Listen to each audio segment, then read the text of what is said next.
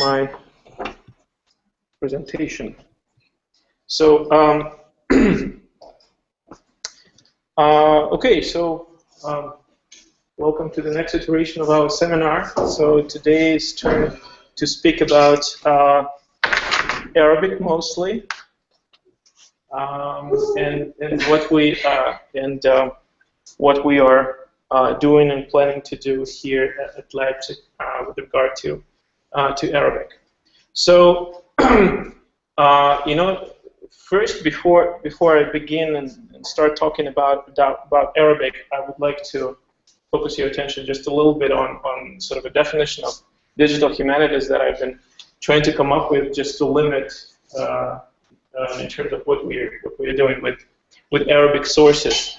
So, engaging in a kind of humanistic research that cannot be done without digital methods, where its complexity and novelty of each research task would vary from impossible without 500 monks at hand to otherwise unthinkable. Such research would rely on large volumes of data. In our case, we're talking about corpora or full text primary sources, and a variety of digital approaches that allow converting raw data into meaningful information and then exploring it with different visualization techniques in order to trace long-term and large-scale developments.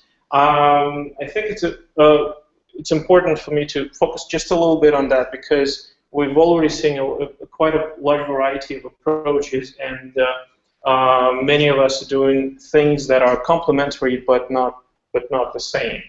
So that's why I'm focusing on this right now.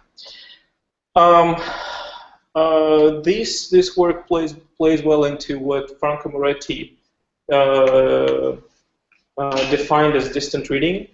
That is focusing on a few elements that allow to trace, to get a sharper sense of their overall interconnections. And I'll show exactly what I mean by that in more details as we move along.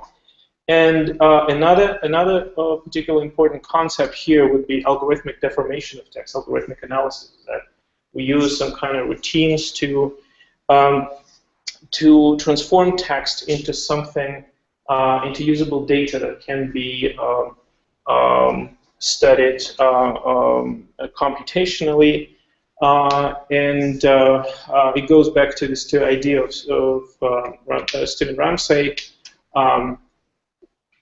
And his thesis is essentially, okay, when we do a reading of any text, we deform the original text into something new. We drop elements that are not important for our particular reading, and we focus on the elements that are important for the research questions that we have in mind. And we end up with this kind of deformed text, and we build our interpretation on those elements.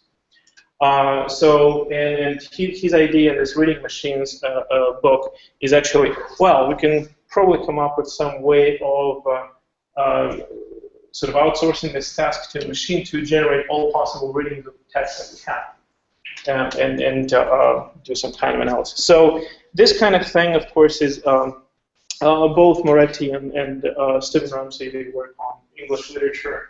So and in my work, that's more, it's much more focused on historical texts. So, so what do we need for this kind of work, this kind of analysis? So clearly, corpus of digital texts. And at the moment, we have a collection of probably about 7,900 unique texts. Mostly are pre-1900, but there's some modern text. And one of the things that we're working, just trying to figure out how we can expand that, because even though 7,900 is it's the number in the vacuum, it's really, you have absolutely no idea of how much has been written in Arabic and Persian, and actually, like, what is the cultural production in the Islamic world as we know it now. And I've been torturing all my senior colleagues with this question. Like, everybody just shrugs their shoulders, like they have absolutely no idea whatsoever. So it seems like a lot of text, but it's really hard to tell whether it's actually representative or not. So a part of work that we're doing right now is with for example, with Tariq, we're collecting, surveying other digital libraries available online and collecting text from them. And we need to really get into figuring out how we can create our own digital texts from printed editions, from scans of printed editions. The problem here is that many of the digitally available texts, they are biased, and I'll talk about that a little bit just in a few slides. And a lot of interesting texts are not available. Again, I'll talk about that a little bit later. Another problem is that these collections, they have very low quality metadata, and they usually lack logical structure, which means that working with them computationally, you can do only very limited number of things. So kind of linguistic stuff you can do with that. More sort of a historical analysis, sociological analysis, is very difficult to deal with this text the way they are now. So, in order to do this kind of large-scale analysis of this text, we need a geographical model that would allow us to extract some information, put it on a map to trace spatial patterns. Something we have some work already done on that, and something we keep on working. Important thing is to adapt existing methods to Arabic texts, which in this case includes text reuse, tracing text reuse, all quotations between texts, who borrows what from whom, to what extent, and so on and so on, which social network analysis sort of plays into that to try to visualize the connections between texts and all this kind of things. Topic modeling, thanks to Herkonkes here, who's pushing me into that, and I'll talk about some preliminary.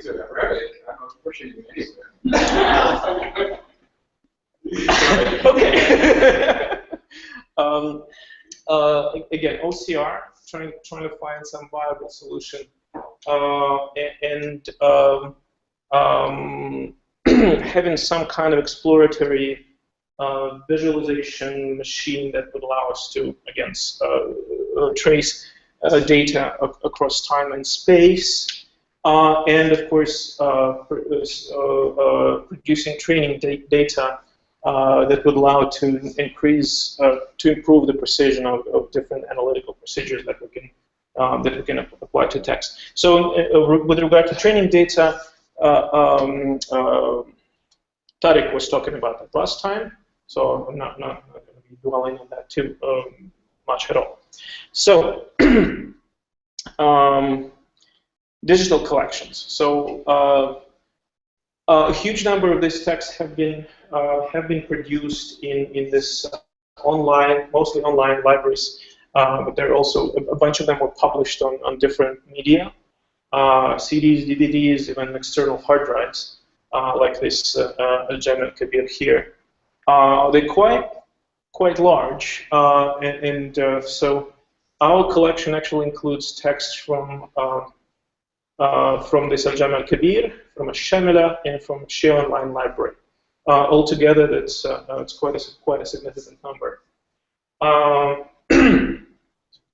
Here's the problem with these collections: is that all these collections are made in the Islamic world, and probably funding and sponsorship comes from the circles that are not relevant to our research.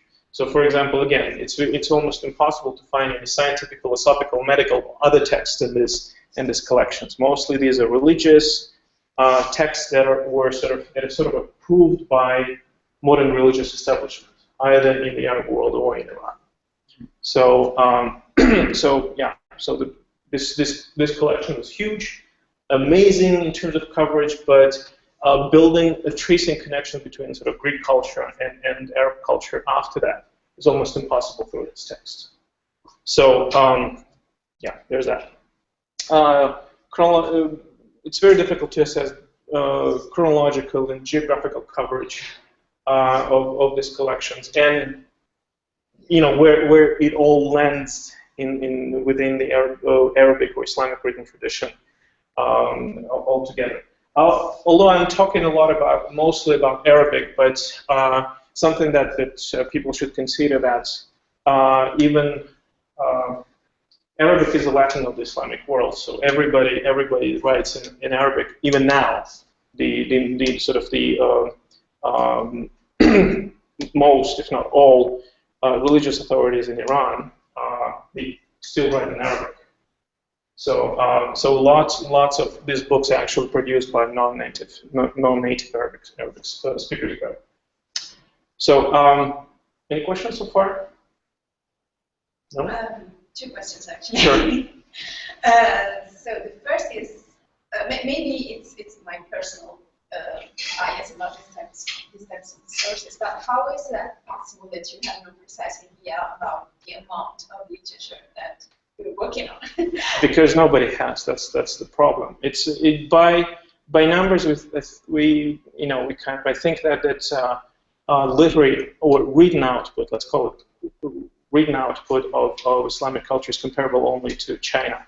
Okay. So I mean the amounts are incredible, but we don't have any numbers that would give us even any idea about what amount we're talking about. So the big numbers that I have is a bibliographical collection that I worked on includes 8,800 authors and over 40,000 book titles.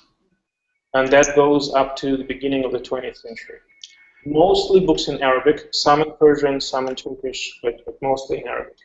And it's very difficult to even assess. The guy was just working alone. He was continuing the tradition of bibliographical tradition that goes back to the 19th century. Oh, that's not going to help. Can you hear me now, guys? Maxime, or actually everyone there, since the screen is up, your slides are up, we can't see who's speaking. So I think that was Chiara who asked the question. Yes, that's Chiara. Yeah, well, I mean, I don't know how to... Just people should just say, this is Chiara, and then ask the question. Okay, so, okay. So, but I could tell because it was a good question that it must have been Chiara. Yeah, so here's, to continue sort of a conversation about coverage. So this is what's in these collections. They clearly prioritize the early period up until 1200 in terms of how many books are included. It doesn't mean that the literary production actually went down. It actually makes absolutely no sense because Islamic world is expanding. There are more people engaged in the production of written legacy, so it actually should go up. And that's exactly what that bibliographical collection shows, is that the number of titles is actually steadily goes up. I mean, that only makes sense. Yeah. But as you can see here, the coverage is, and after 1700, after 1600, it drops quite significantly, as if nobody was doing anything. So, and that reflects this ideological bias that put into the production of this library. It's not to criticize the guys who've done it. I mean, they've done absolutely amazing job converting digital printed text into some kind of these digital surrogates, which actually quality of them are very good. They very meticulously reproduce printed editions, up to the point of typos. So typing the text, typing in this digital in the digital edition. But of course, the quality of editions themselves, it's a whole different story. And again, the size of this tradition is so significant that it poses too many issues. And that's another slide that shows, even though the number of titles actually drops in the period from 1200 to 1700, the overall volume of those texts is actually higher because this sort of later tradition incorporates a lot of earlier texts, and we have this kind of 70-volume of biographical collections, 50-volume biographical collections, and so on and so on. So the amount of text produced is quite significant. So this is one of the last things that I most recent things that I've done. I was looking at trying to incorporate to use bibliographical data from these collections data on texture use that produced with passing. We'll talk about that a bit later, and some other different kinds of measurements to figure out what's the overlap between these collections. And what we're getting is that. So what do we have in originally? We have 10,500 texts. I've tried to eliminate the overlap, and it goes down to almost 7,900. So it's still a very and I haven't eliminated all the duplicates because sometimes editions are so different of the same text that identifying computational that that's the same text is quite tricky. So so in any case, we have about 7,900. I would say unique text, which goes up to over 1 billion words. So it's quite a significant collection that we have here. So what do we have in these collections? Again, mostly it's a very traditional Islamic sources. We have interpretation of the Quran, prophetic sayings, hadith, legal writings, chronicles, biographical collections, Arabic language, grammar and morphology, poetry, fine literature, and a variety of dictionaries. So there are lots of interesting things that we can do with that. I will focus on what I'm working on, which is biographical collections, and it will give you an idea of what can be done with that and what can we sort of get into with the methods that we have right now, and all the kind of things. So. In and of itself, the corpus of biographical literature is quite significant. We're talking probably about 300 to 400 book titles. Again, nobody still knows what exactly is the number. So it's because again, the Islamic world is so large that it's really difficult to keep track of everything. But probably about 250, maybe 300 we have in digital format in this corpus, these collections are quite interesting because they have a very regular structure, which sort of invites to use computational methods to leverage information from them. So they organized rather strictly. So essentially, you have biographies organized in different order. Alphabetically, chronologically, by generations. Alphabetical is the worst imaginable order for Islamic dictionaries because out of 10 volumes, for example, you will have 2 volumes of Muhammad, so which is the name of the prophet, which makes it really difficult to find anything you want in those collections. They organize alphabetically. The coverage is also different. They may be covering the entire Islamic world, maybe covering a particular region, talking about a particular social or religious group. But the beauty of them is that very often they are really well structured, and you have a very clear morphology of a biography. So, and that's an example of what you, in most cases, what you find. Onomastic section, some information on birth, teachers, students, contribution, and some kind of miscellaneous stuff. That should be depth.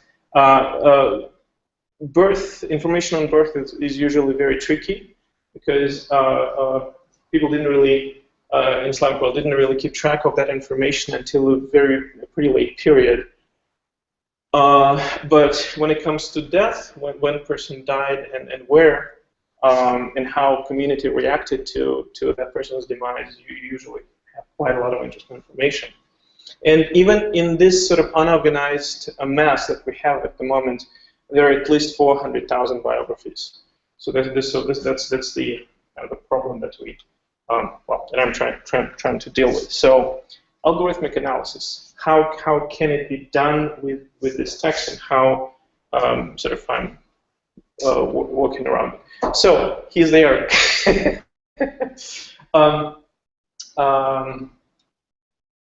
Okay. Here's a translation. If you take a look at this, it's a very typical biographical record. Well, this one actually from that bibliographical collection that I mentioned. So we have a name of a person, Then we have some information where he's from, and we've got some information on his movements, what he was. So he was a jurist and transmitter of hadith. When he died, and then we have a bibliographical section that lists the books that the guy wrote. What's interesting, and in this particular collection, it's very very clear in that particular one, is that in 8,800 biographies, he uses only about 10 different phrases to begin the bibliographical section in an entry. So you can use those to split biography into two parts. So you have a biographical part, and from the overview you can figure out what kind of information you have there. So what can you hope to extract from there, and how you can use that. From the next one we have books, and sort of that's an example of how this information can be parsed into something machine readable. So as you can see, we have a date extracted, and then the book titles, all isolated from the text that we have. So in many ways, it's a rather simple approach. Finding a structure in the text and using it to your advantage. Any questions here? No? Everything's clear? So we can start doing it, all of us? Okay. And in general, the idea of this algorithmic analysis is to start with something very, very simple. Again, we do first a logical structure of the text, and we started doing that. So Mariam has been tested with this approach, and I think she's doing well. So we need to expand it into engage more people into doing that, because we've got way too many sources for one or two people to process. Then when we get that information, that's actually something that we already have, but let's say we have a biographies isolated, we can start extracting say, dates, right? And dates in Arabic, actually, that's the beauty of Arabic language, is that it's really, really consistent throughout. You can pretty much search for dates, which is spelled out, not numbers, in the text from any period, and the same pattern is used to describe dates. So you can extract and convert them into numbers, and do some kind of distant reading of the text. Let's say what period it covers, how many people in which period, so on and so on. Then we can increase the complexity, look into what toponymic information, toponymic data that we can find in this text, and that will allow us to, chronology gives us, dates give us a sort of a chronological coverage, what's going on in the collection. Locations give us a geographical coverage, so we can take those people and put them on the map by periods and geographically. And then the interesting things start with the names. Onomastic data allows us to look into different group formations and what social groups are there, religious groups and professional groups. And I'll explain what I mean by that. What I'm just trying to show right now is that how we can approach this text, as many of them as possible, and apply this kind of these techniques to get a big picture from what we have. And this one illustrates moving into sort of more close reading, distant reading sort of oscillation. So I'll talk about now. I'll talk about a particular text I've done most of my work on, which is a book called History of Islam, Tarikh al-Islam, which was written by this guy, al-Dhahabi, who was from the 14th century. And the book that he wrote is a 50-volume book, so we're talking about actually a small library. it covers 7 centuries and includes about 30,000 biographies. So that's a very interesting, very valuable information for social history. And as you can see, it's just like 3.2 million words, so it's a pretty nice size corpus, actually. So just to remind again, sort of the idea of distant reading that will be applied here is few elements. So we have a complex object which we boil down to a few elements that allow us to model large-scale processes, trace connections between these elements. So in this particular case, again, each individual is essentially sort of reduced to death dates that allows us to place a person chronologically, where in what period that person appears. Toponyms allow us to map that person, and descriptive names allow us to look at where those people were within the society. In most cases, we're of course talking about elites here, because usually it's some person who contributed something to Arabic and Islamic culture, very broadly speaking. It may actually be a guy who hasn't done anything good for Islamic culture, but he got in that dictionary because he pissed off too many people. But in most cases, of course, we're talking about really important people of some note and importance within the Islamic world. If you note on what I mean by this, by the onomastic data, by the descriptive name. So that's an example of a traditional Arab name. So it's long, unwieldy, but it's actually quite clear if you know what to look at. So that's the first name, Abdurrahman. Then we have a genealogy going back to essentially to the time of the Prophet, and Abu Bakr as-Siddiq is the first leader of Islamic community after the Prophet. Then we have this list of names, of descriptive names which is actually our social profile that we'll be looking at.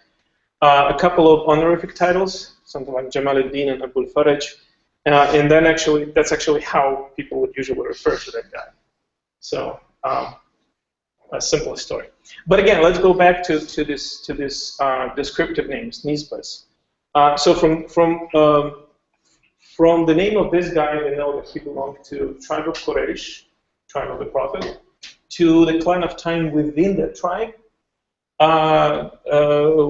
Next one is not really particularly helpful, but he is a descendant of this caliph. That he's a resident and native of Baghdad. In this case, we know that, but in most cases, it's not as clear cut. That he was a specialist in studying words of the Prophet, tradition of the Prophet. He was an exegete of the Quran, a jurist of a particular legal school, public preacher, and he comes from a family that earned its living by selling copper utensils. So we've got, and it's just from the names. So and that's what can be done with the with this information. When we extract all these names, we can look at them, what they're actually telling us about it. Because having a particular name is not necessarily helpful, but if you look at it and try to identify categories of those names, then we can look at some kind of larger trends again within the society. So all these names, and in that particular source, there are about 700 unique names that describe about 30,000 different people, and the number of these names goes into 70,000. So because many people have multiple names, as in this example. So these names describe physical peculiarities. Lots of blind people in this collection. Tribal affiliations, geographical associations, and ethnic groups they belong to.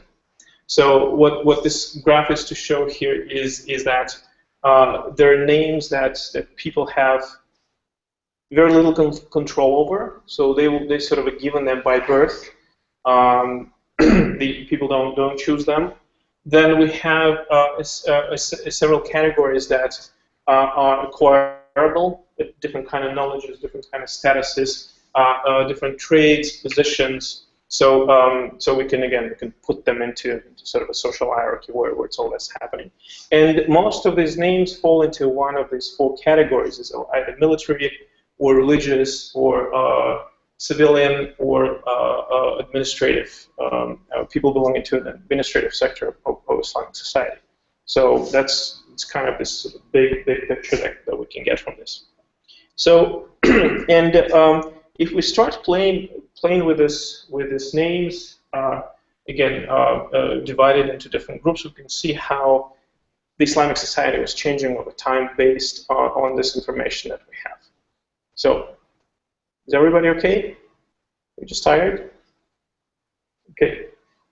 Just a question. Are you using dictionaries to extract named entities that you were talking about, or?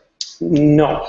It's analysis of a biography. So it's first identifying a section within the biography where you'll be having anonymous information, so names essentially. And pretty much every biography starts with that section. And as I showed the example there are usually a very small number of phrases that divide by sort of cut off this onomastic section, and you can use that to isolate it, and then you know what to expect in that section to extract, and then through frequency list you just identify what are the most prevalent patterns within that information and start working with that. It's very regular, the structure. To a certain extent. It's not. I'm trying to figure out how we can extrapolate it on all collections that we have. But in most cases, it will require some kind of tweaking to ensure that, okay, this one is slightly different, so we may want to tweak a little bit.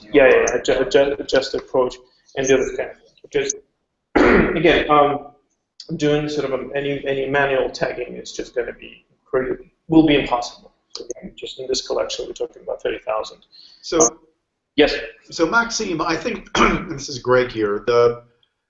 For anyone else, I mean, you've been working on this for a while, and so there's more words, about as many words in this collection as there are in all Greek that survives up until Aristotle. So you have the advantage of this ginormous homogeneous document with recurring patterns. And so, but we do have, lots of biographical dictionaries and maybe not as big, but in other cultures, including Greek. And I think a question, not necessarily the center for your inquiry right now, but one that I think would multiply its impact, would be to start talking about the structure, what we learned from different biographical dictionary traditions. I know, what's his name, the Dutch guy at Harvard, who works on classical Chinese, and there she has immense amount of some stuff. But we've got, in Greek, we've got the Suda, this Byzantine encyclopedia, got 30,000 entries, I think. Some of them are short. But what is the relation, what do we learn from these two things would be interesting exercise, or things like our Smith's encyclopedias, because I think these encyclopedias, the message is they tell you a lot about society. And they tell you stuff you can only learn with these techniques. Well, I mean, I agree with that. I think it's the matter of finding a combination of people who can work on that collaboratively, because clearly that our hands are full with just Arabic Islamic material, and there must be a person who is doing similar kind of work on Greek or Chinese material, so that we could do some kind of get some kind of comparative perspective with that. Right? Yeah, I think you could be more proactive. It's easy. The danger is to be I mean, there's an infinite amount of work that can go into this, and I know how that works. I'm getting consumed in the first 1,000 years of Greek right now. But I think it's important to try and push back a little bit and set aside some brain cycles to say, okay, I'm going to go engage with myself, either some overview of some other tradition, maybe in dialogue with other people, but try to get some perspective so I can say how this relates to the Dictionary of National Biography that the Brits have, or an ancient Greek biography or something, just to be able yourself to make the contextualizing connections that will really accelerate a lot of what the impact of what you're saying. I don't even know what to respond to that, Greg. So, I mean, again, I'm all for it. It's just okay. So think about what you need to do it. I put on the picture so I can glower at you, and drive home the point. But I think you've been working on this for as long as I've known you, and you can keep going deep into this thing indefinitely, and you should. But what can we do? And it may be having a conversation, inviting people to have a talk, but doing something to have this start fleshing out this other dimension, and sort of challenge yourself to think about that, not distracting yourself from the main thread, but augmenting it by allocating a judiciously small amount of time to this. Okay, I'm fine with that. I would recommend the Suda Online people as a possibility to take a Greek example, because they've translated all the 30,000 entries in the first citizen science project in classics, and the copyright to that edition expires in a year. So, yeah, Greg. Again, the problem we have is, as usually we get to the point where then we have a very asynchronic progress, like compared, when we compare Greek and Arabic, is that they finished a translation of 30,000 biographies. We've just started studying this 30,000 biographies. So there are way too many things that are not that we haven't even touched on not we, nobody else is actually working. I disagree, Maxime. I think this is a good time for you, but I know this is what makes you good, is this intensity. So, but that's why I'm nagging you to think in a different way. Not, as I say, not stopping what you're doing, but pausing and giving yourself time on reflection. That will also allow you to articulate to a wider audience why this is so cool, which would be helpful in things like getting a job. So it's also very practical. But I don't want to get totally sidetracked on this. I'll think about how we can move forward on this with you, and keep going in your presentation. Okay.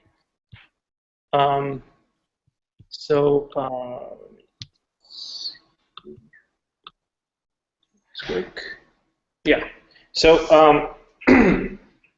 this is a kind of picture that we can get from this collection when we look at the geography of biographies. And again, as you remember, we had chronological information too, so we can see how the role of each region was changing over time. We have Arabia very prominent in the very beginning, because this is where Islam starts, but then it disappears almost entirely in the course of first two Islamic centuries, and Iraq, the Abbasid Iraq becomes a real center of the Islamic world, together with the Iranian provinces. And here Iran is divided into 4 different regions because it's a really huge territory, but altogether, that's the only region that actually can be compared with the province of Iraq. This is Spain, Andalusia, as you can see. It's quite prominent, but not really comparable. And by the end of the period, we have Syria. sort of getting into that. So the problem with this kind of information that we're getting from the sources is that, of course, it doesn't give us any point of reference.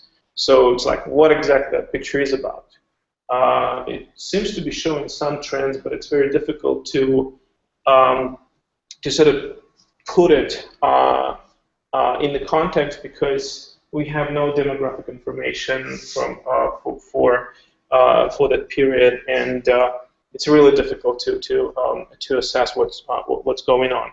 But what we can start doing is that we can start trying to find how all these sources sort of talk to each other, and how the presentation of the Islamic world in these biographical collections. And that, Greg, that's what I'm struggling with right now. So I'm that's kind of it's an issue of much more crucial importance right now than trying to compare it with the Greek. But I'm not saying no, of course, to what you suggested.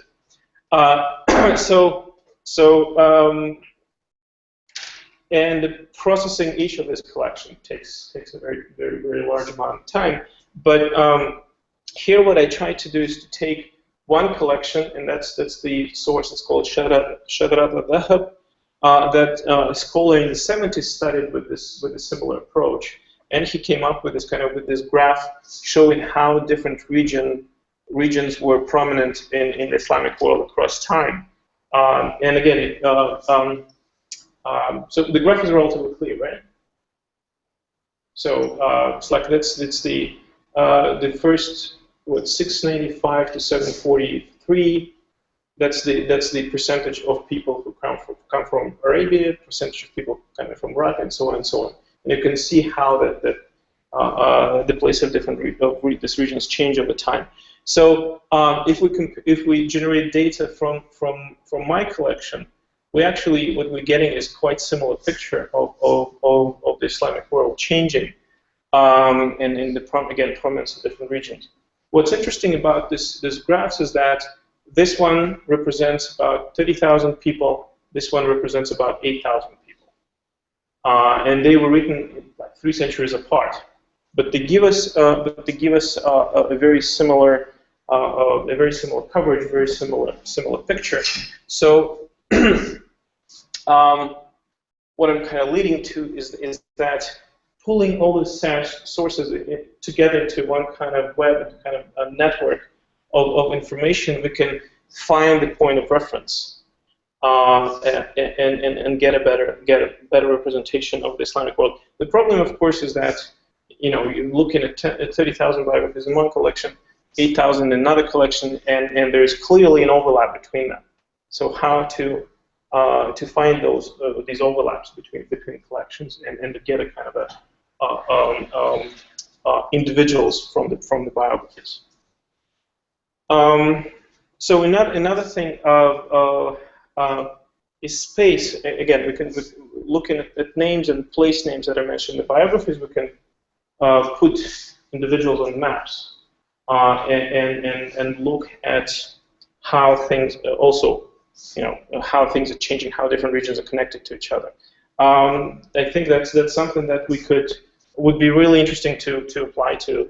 Of course, to other dictionaries, and last year we had a presentation on medieval China. I'm looking at his name right now. He was talking about very similar, trying to trace very similar connections based on Chinese dictionaries, and actually roughly for the same period that my work is on. So in this case, we have a person who has the name al-Baghdadi al-Basri, so he has strong associations with those places. But his biography also mentions other places, and we connect them with the lines, and as a result, we can get this large-scale picture of how the Islamic world is changing over time, how these connections are formed between regions, how the core of the Islamic world, the most sort of strongly presented regions are connecting with each other, and how all is changing. And from this analysis, we get this very dense and dynamic picture of what Islamic world was and how it was changing. It's like when you look at it, it's too complex. It's too complicated compared to, let's say, the periodization that we usually use when we teach Islamic history. It's like, okay, this period, that period, this dynasty, that dynasty, and here we get a much more complex picture. I have a question. Sure. This picture basically reflects connections between places, that connections related to... Based on people. Based on people. Of course, yeah. Oh, okay. So in the early period, we have these three regions, Syria, Iraq, and Central Arabia, closely connected with each other. But as time goes on, you can see that the connection between Syria and Central Arabia sort of disappears, practically disappears, and the core shifts to Iraq.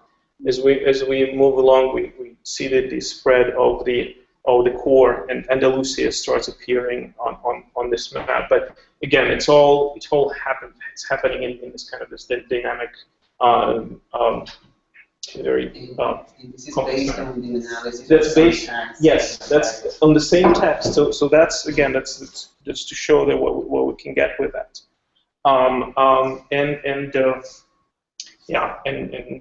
At a certain point we get in time we get to the point when regions get sort of connected to each other, but then they start sort of breaking apart. For example, here we have Andalusia relatively strongly connected to the core, so we have this expansive Islamic world. But again, this changes by the end of the period that's covered in this collection. We get a very different picture. We can look from different perspectives. Again, working with this data, we can get a very valuable perspective on what's going on. There's still a lot to be done, because this is still in most cases just sort of first steps in trying to get this big picture. So if we look, for example, the only people from Spain, we can see that it's what are the regions that Spain is connected, and you can see that it's barely reaching Iran here. And if we look from the other side, you can see that Iranian connections are not really reaching to the west of the Islamic world. So we have a much more, we can get a much better understanding of how these places, how the regions are interconnected to each other. Yeah. Do you, is there like a threshold under which you ignore certain data? And I'm just surprised that Sicily is not there at all. Yeah, I mean, it's... because of it was quite... Yeah, no, I actually, in this particular case, I'm grouping Sicily with North Africa. No. I mean, it's in many ways it's a kind of a bit of a blip in this period, Sicily. Yeah. Well, I mean, it was quite no power could hold it. No. But again, we're looking at within the context. If you zoom in on that region, yeah, you can, of course. I should say that our northern Italian participants are being very politically correct in not jumping up and down and saying Beduini and saying, of course, Sicily is North Africa. And I applaud them for their political correctness. Well, again, here information is grouped into macro regions, but of course that's actually and that's I fully agree, that's sort of a bit of a problematic thing. But even if I didn't do that, it's just kind of appears and disappears. It's a political sensitive area. No, yeah, but that's actually something that we're trying to work now with Masumi, is to come up with a more detailed geographical model that would allow to zoom in and to look at that more specifically, because these are images, these graphs are static, and in order to get a big picture, if you try to connect, let's say, smaller regions or even big cities, what you get is a spaghetti monster that you won't be able to see any patterns. Yeah. So that's why the idea here is, okay, let's look on the macro level. It doesn't mean that, but again, when we have a computation, this data that can be managed computationally, we can go between different levels and zoom in on a particular picture and see what's going on there. And there's a quite significant amount of information on this region, and I would just say the reason why I put it together with North Africa is that it's most closely connected to that region. That's it. So there are connections with Al-Andalus, of course, but this one, and it seems to be from analysis that I've done, is that each region is most closely connected with its closest other region. And then as distance increases, the number of connections goes down, which makes absolutely total sense, right?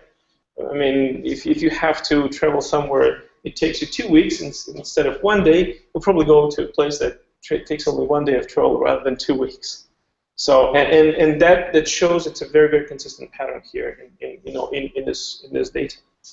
So, and kind of as an example of this zooming in and zooming out, we of course can get how this connection change over time, as I'm showing here. And you can see Andalusia is kind of jumping around, getting from one place to another, from one place to another, depending on the period.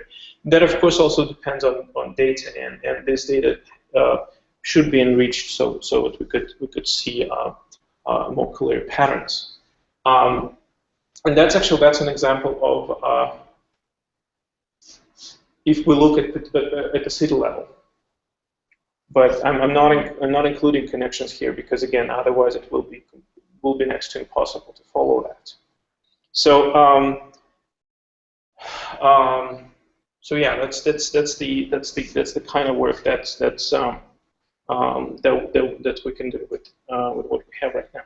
So and that's I got the vibe from Greg because he's seen this presentation already a few times. So now new material, Greg. So new material now.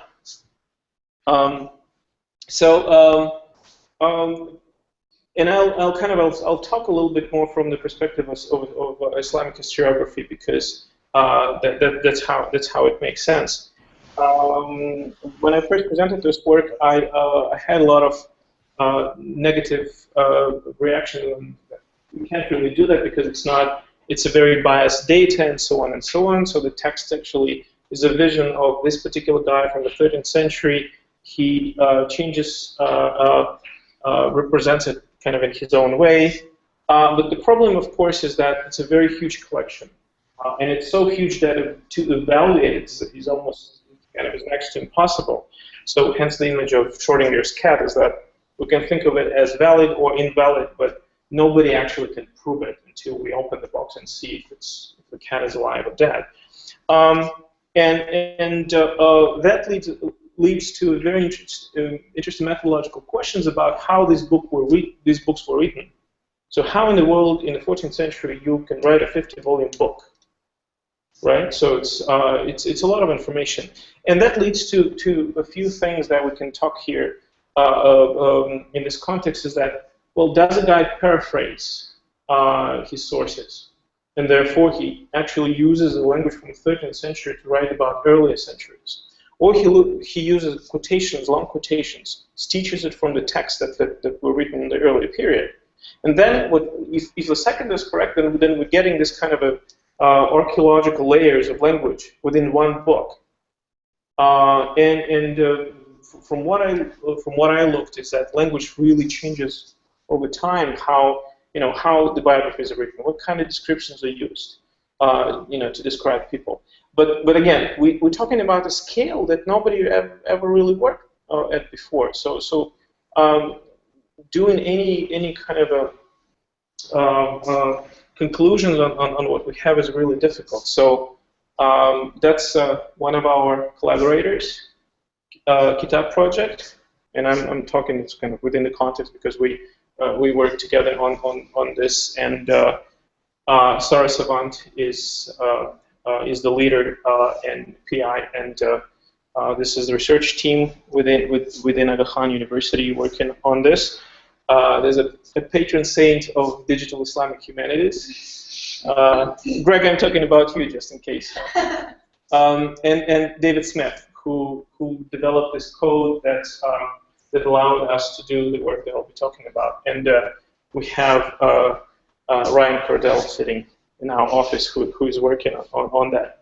So I don't know to what extent you're familiar with this passing, this thing, but long story short, it allows to compare large volumes of text with each other and find long overlapping texts between them. And in this particular case, it shows, sorry, it's in Arabic. It shows two passages from two different texts, which are essentially the same, and the one on top here is just has shortened names. It's the same passage, but the names are dropped or shortened or something like that, but it's clearly the same passage. The only funny thing is that Sultan in one case becomes Shaitan in another. But hey, Maxime, could I interrupt you for a second? Please do. It looks like Greg, on our end, Greg is presenting to everybody, and so we can't see your slides. So you need to select yourself to present to everybody, because otherwise it won't show up on the YouTube video. There we go. Perfect. Thanks. Well, it took you only so much to tell me that you're not seeing the slides. No. It was showing up before. Somehow in the middle of it, Greg got chosen to be presenting to everybody, and so I saw a black screen on my side. So, but yeah, now that looks good. Thanks. So okay, so that's an example of that, and I'll just show the graphs that we've discovered with working on this. So just to give an idea, we take a text, slice it into 100-word chunks, and then what this passing does is that it compares.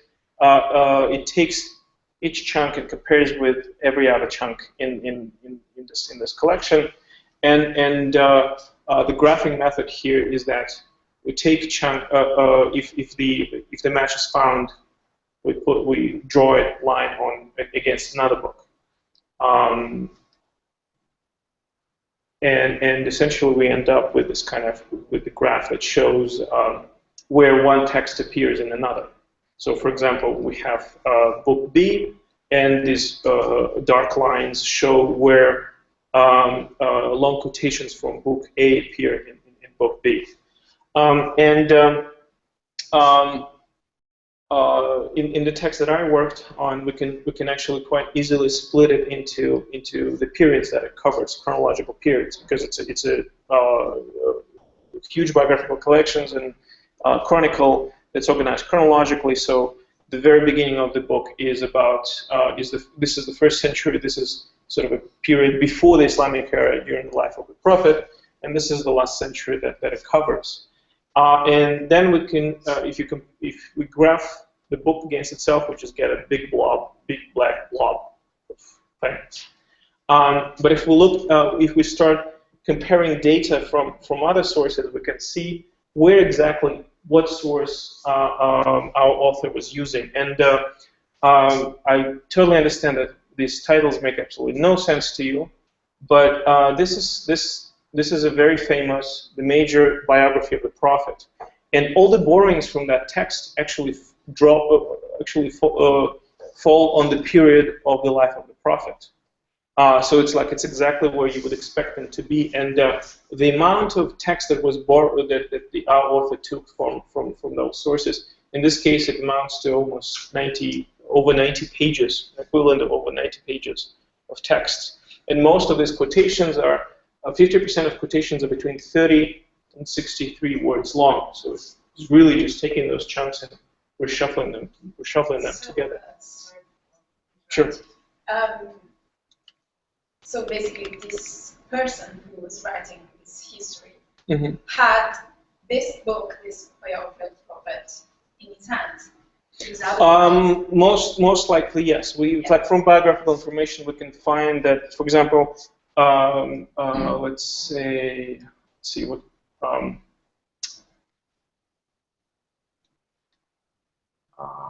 Okay, this book. It's the history of Baghdad. In his biographies, we find that he wrote sort of a shortened, condensed version of it, which essentially he must have had a book in front of himself, because that's not a kind of book that you can memorize.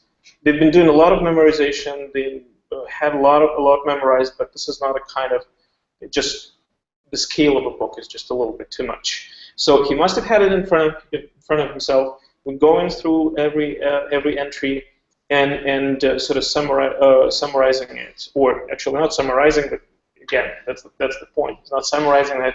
He's just stitching it. It's like dropping something, maybe adding something, so has a shortened version of that book. And then most likely he tries working with them, pulling them together. Belinda. How do you know that book A drew from book B rather than book A and B both drew from book C? We don't.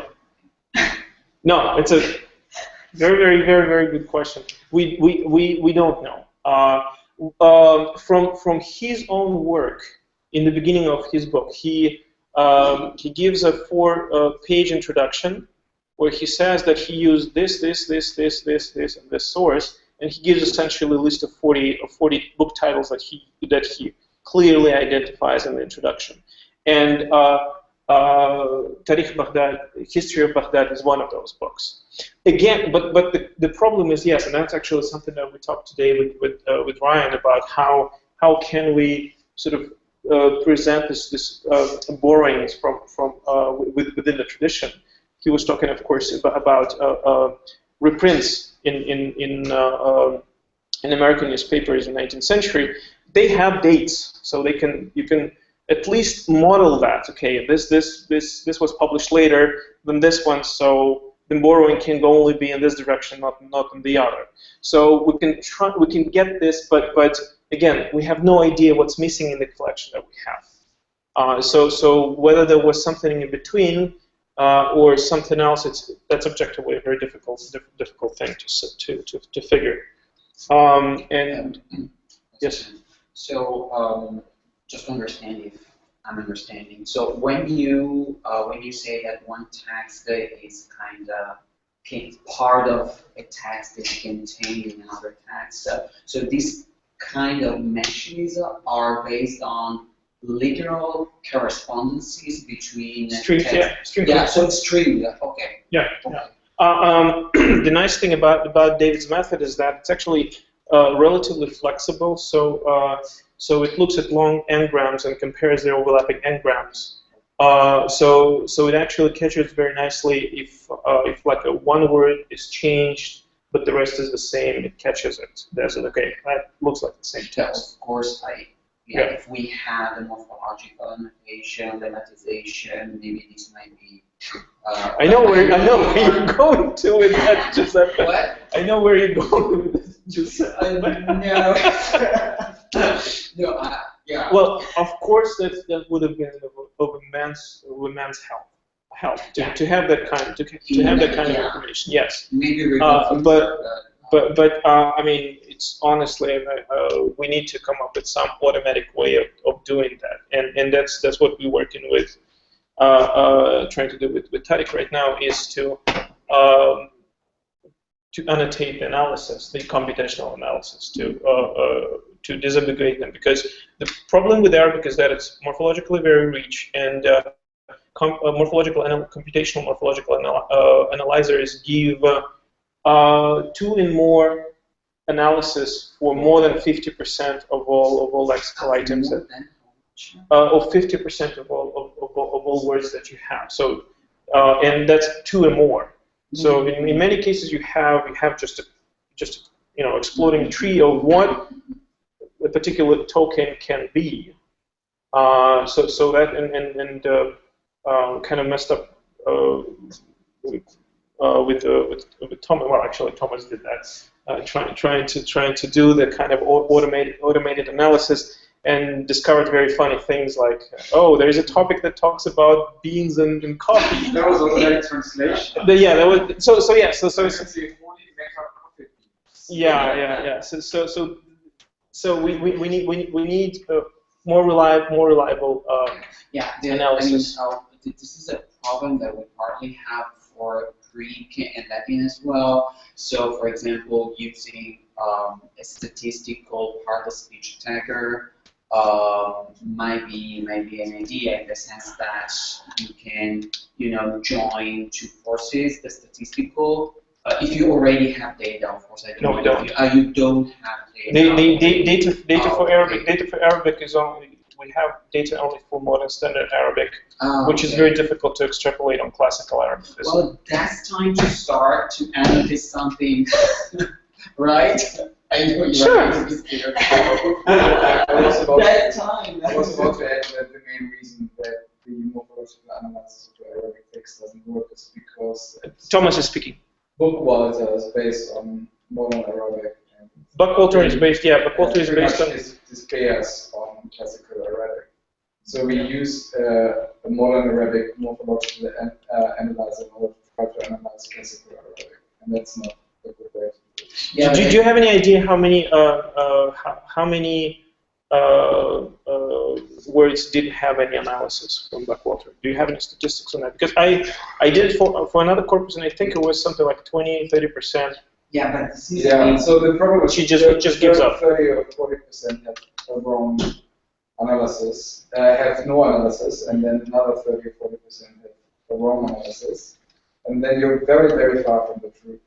So that's the biggest problem. If on the other side, in small voice, on Greek, which has also a highly complex morphology, then we actually get very, very good results without using true many data. Of course, we could make that would be great. Of course. Because it's classical Greek and it's it's a morphological analyzer that's made to pass classical Greek. Yeah. Also here's another question, and just to highlight the problem that we have. So my understanding is that any computational morphological syntactic analysis works on the level of sentences. Would that be correct? I mean, you need to know the beginning and the end of a chunk which you're trying to analyze. Yeah, usually the unit is the sentence. But what I'm saying is that since as far as I understand, we don't have a morphological tagger specific for classical Arabic. So this is the reason why we would like to have some annotated data on which we can train some language independent part of speech taggers and start doing something. This might be, I think that we really need that. Yeah. Thomas? I'm not sure if we sometimes lose more than we win. So, for example, if you look at the preliminary results of the topic knowledge. I want to show that. And if we think of how little information we actually gave into that and how meaningful the results already are, and that if we would morphologically normalize, we would actually use the information of the topic that is about females, because this is actually in the work itself. Again, as Verdi in classical Arabic is really but this is from the perspective of topic modeling. That's true. But of course, I think that there might be many other, problems, questions where morphological application might be extremely important. Disambiguation of the kind of topic about. So, but yeah, of course, sometimes you want more. You don't want a very fine-grained analysis. You can use simple algorithms with lots and lots and lots of data, and sometimes really better results with very complicated analysis with a few amount of data. And then classical Arabic, I just read, we have over 1 billion words of classical Arabic literature. So if we find out of how to chunk the data in very, very nice logical units, then there can be a beginning, but the problem is that we don't even have chunking into logical units, not to mention sentences. So you have punctuation, right? Or who needs punctuation? This is why, guys, I really think that even if we come up with a very small corpus where we have a sentence split, where we have right morphological analysis, even if the corpus is a very small. Why are you looking? No. I want to hear input from Marianne about that. If we don't split it and we don't have the problem of sentences, because in translation it's pretty clear. Well, we don't need anything. We just need data. Lots and lots of the problem with translation is that you have a kind of a structure of one language and being imposed on another, and sort of getting a sentence out of alignment. I mean, from what I've seen, for example, translation of like literary Persian and the sort of the raw Persian text, I couldn't align it. I mean, okay, it has something to do with lack of my training in Persian on one hand, but it's just the texts do not, correspond to each other. With Arabic, this is the same problem. So it's not that we shouldn't be trying, but we need to build a corpus where we would have Arabic and translation, and try to do computational alignment first to see if we can get anything out of it. But again, getting to a point of creating a fully annotated, small but fully annotated. What do you mean small? Well, you can start by doing what you can do. I mean, the point is that, I cannot quantify right now because it depends on the resources that you have, that we have, how many annotators we have, and blah, blah, blah. But I think that whatever you come up with would be useful. Also looking into the future, because sometimes we are really focused on our work in the sense that we think of, we want to... Says the person who wants to post-stream banking in classical Arabic. I know, because I also work with data. I know how much time annotation can take, but I look into the future. My work is something just something that can be built on. And you also, even if we cannot get everything right now, in the sense that we cannot really, the data or the annotation, the work seems not to be really very expandable right now because it's not too much, but still, we know that you are following a good path because, I think that everyone can say that. Well, clearly, the first step that we're trying to make right now is to at least come up with a reliable systematization of Arabic. Because again, I just gave this example to Thomas, is that just one word, kitab, book, has over 100 different variations in the corpus because of different prefixes and suffixes, and that's only singular. So you can double it for plural form. So that's and this word is for morphological analysis is actually relatively simple because the root is strong. When you have weak roots, it becomes a nightmare. So I think we need to have. Okay, let's start with very simple data again. Wait a second. I think we need to make sure you get through your presentation. So we might want to get through. Well, I think this discussion is quite relevant to what we're trying to do is to create this data. And I'm pretty much done with my presentation. Okay. Because as long as you get through everything, I didn't want you to get stuck. Well, I just want to show one thing to finish because kind of again, I'm a historian by training, and historical issues, historiography, sort of much more dear to me than tree banking, and obviously. Analysis is not true. Morphological, I'm fine with morphological analysis. It scares the hell out of me.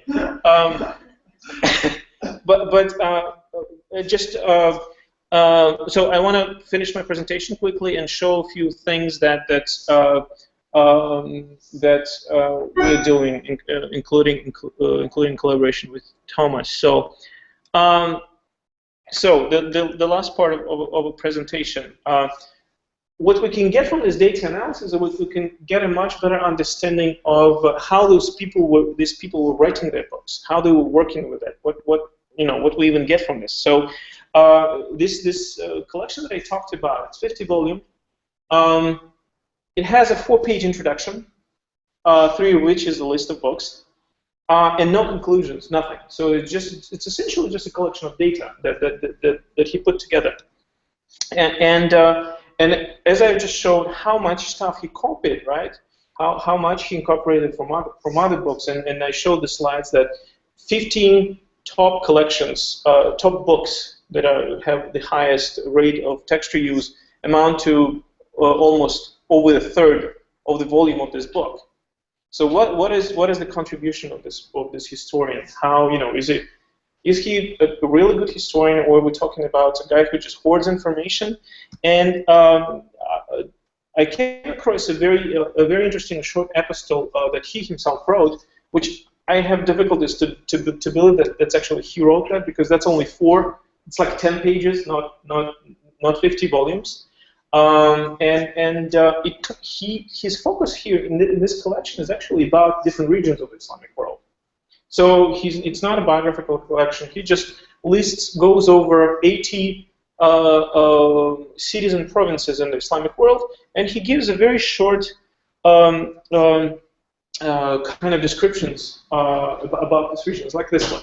In Mecca, the learning, and he talks about religious learning. So the learning was sparse in the time of the companions. That's the very early period of Islamic history. Then it became abundant by the end of that time, and then the followers, it's the 3rd generation. And in the course of the 3rd century, 3rd Islamic century, so it's this period, in Common Era, 1816, 1930, the learning diminished in the 2 sacred cities, which is reference to Mecca and Medina, but became abundant in other cities of Islam. So, and if we actually compare it with the graph that we can generate through that method that I was just talking, then we can actually see that his observation is actually very close to this big picture, data-driven picture that you're getting from it. And his other statements are very, very close to what we can see about the major centers, early, intermediate, and late. And he actually even describes, so this is the curve of Egypt, he actually describes it very, very closely. It's like, okay, it goes up until the coming of one dynasty, then Egypt disappears because the dynasty wasn't very supportive of Islamic Sunni learning. But when that dynasty is removed, it recovers. So it's as a historian, I get tempted to think is that whether, well, did he analyze this information?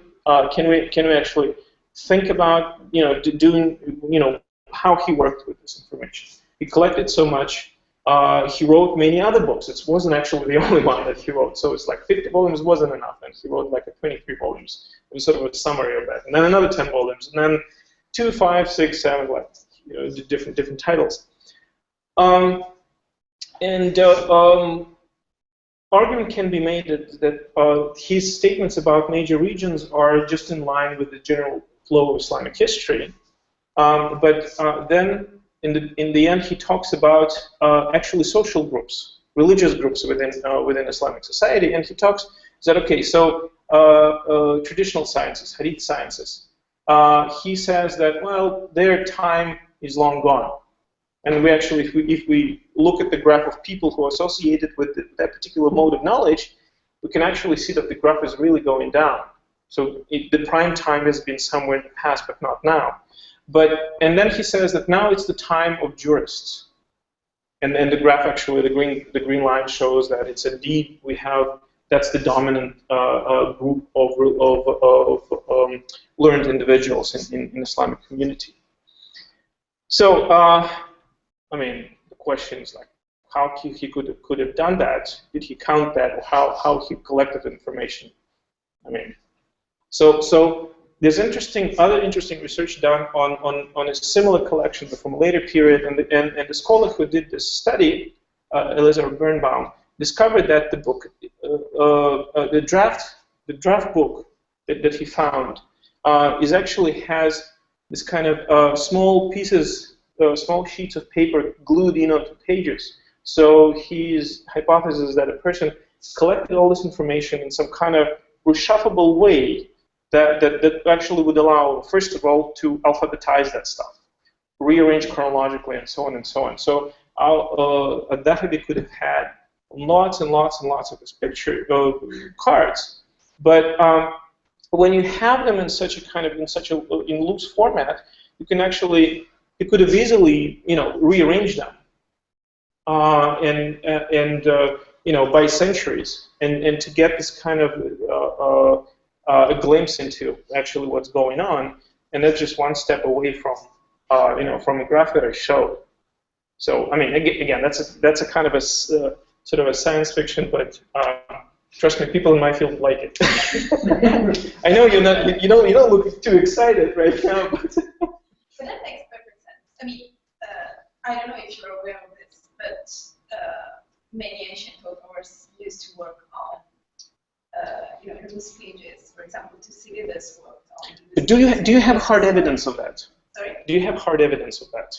For Thucydides, yes. And another author that I'm precisely thinking about is the patriarch Photius.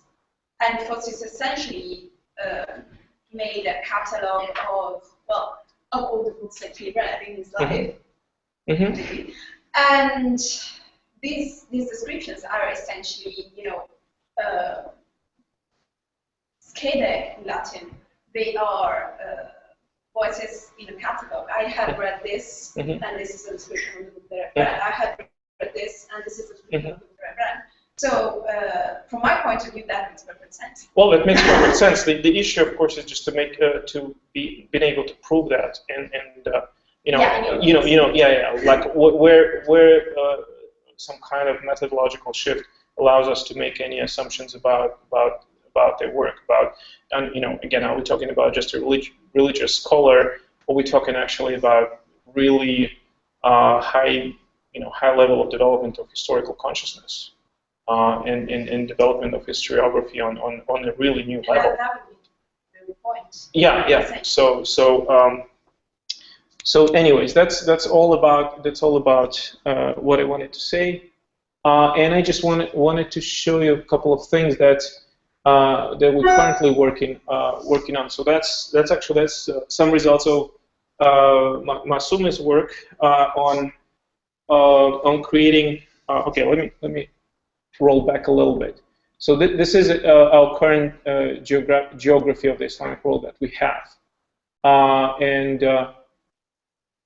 it covers largely the extent of Islamic world by the 10th century. So we can see that Turkey is not part of it yet, and Andalusia is still part of it. And there's no extension into Southeast Asia.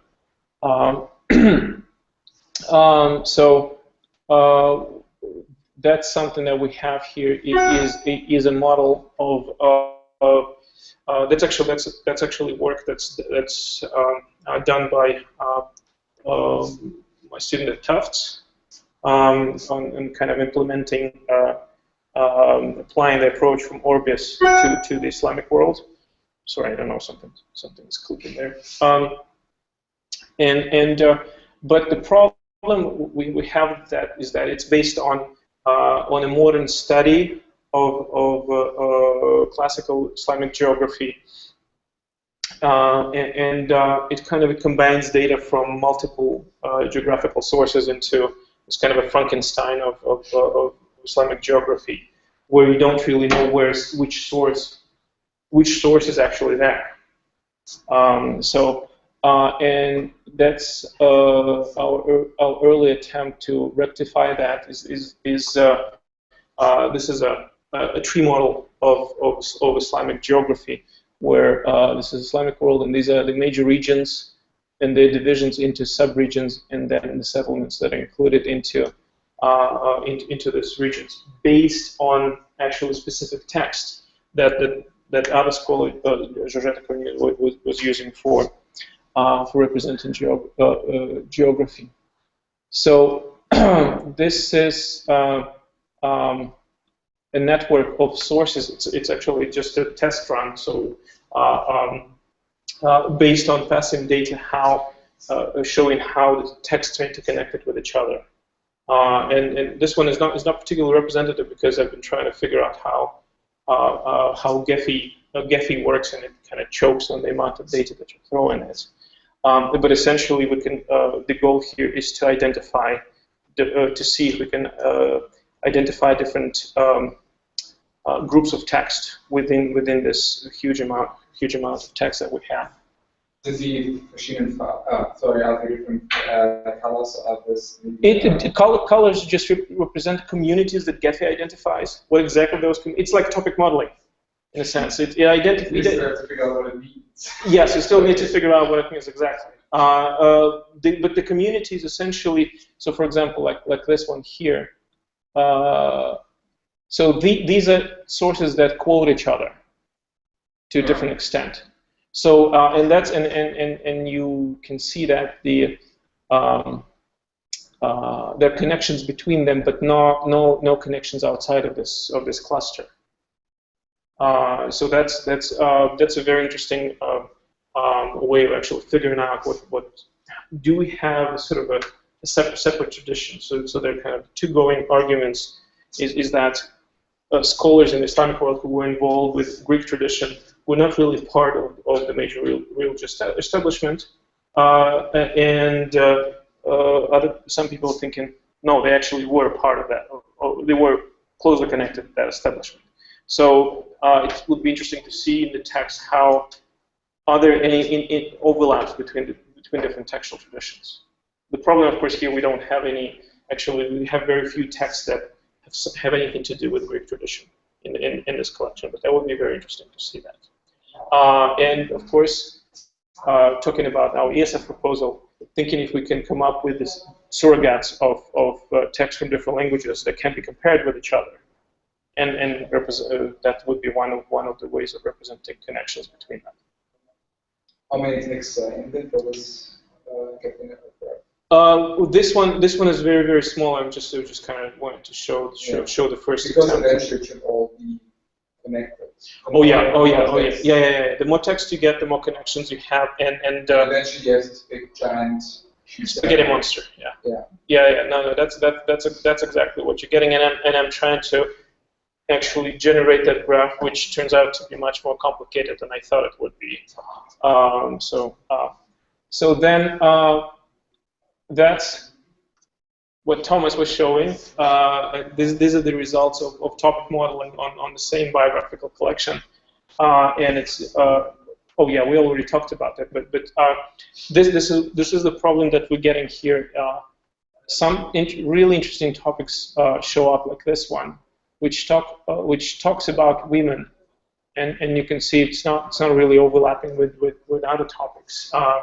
It's quite interesting because when we look at the words that the topic modeling picked up on, those are verbs in feminine form, mostly, and words that describe relatives, female relatives, mother, sister, daughter, things like that. So it's, but again, this is where we need to improve stemmatization for the beginning, so that we could get some kind of a rolling data on that.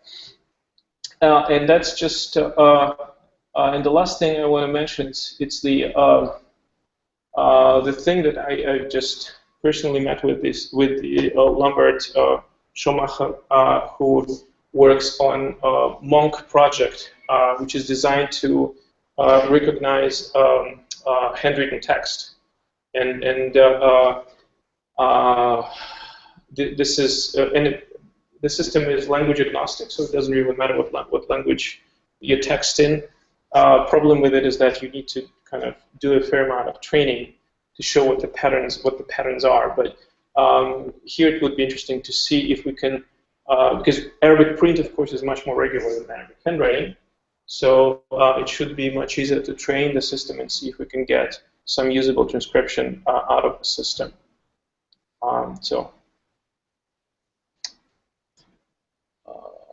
Do we have here? Yeah, so it does line segmentation and identifies candidates that are the words which you manually annotate. And the more you annotate, the more it can find, and eventually, if it's trained enough, it can produce sort of a full transcription of the text. Yeah, I guess that would be all I can. Yeah. So.